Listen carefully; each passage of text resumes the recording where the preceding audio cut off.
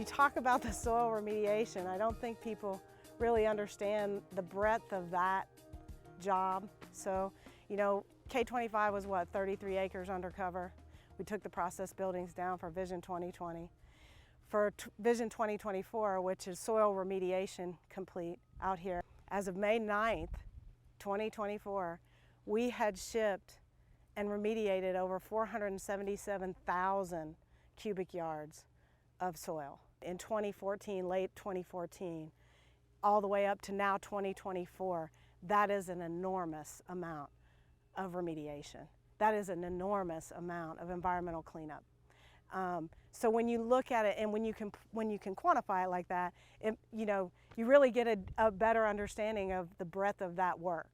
It's something to be proud of, and all the folks that are out here doing it should be proud of that.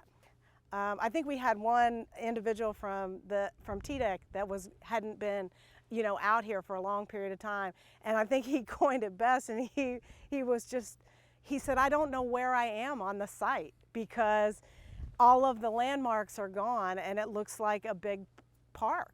Every time you get finished with a remedial action, it's a big accomplishment, because every time you put a bucket in the ground, there is risk of finding something you didn't know.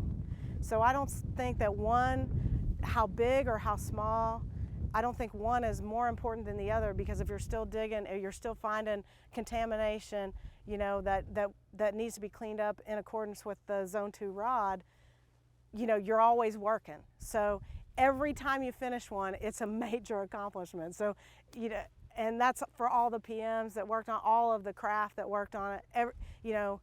It takes all of the support organizations. I mean, you can't do it by yourself. You've got to have a super positive outlook on your job every day, because you're jumping hurdles and facing challenges every day. And so it's been great to work with a group of people that, while we are focused on what we're doing, we know that it's important to be able to enjoy what we're doing. So that's been a great thing. I'm a challenge kind of person, and this work, so before I started with UCOR, I probably changed jobs about every 3 years. And that's because I would get bored. And there is nothing out here that does that.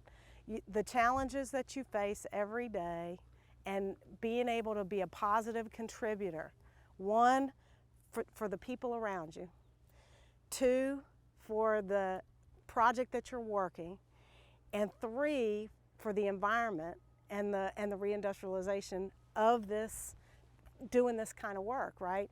So that you're going to leave it in a better spot than when you found it. And that's probably what motivates me.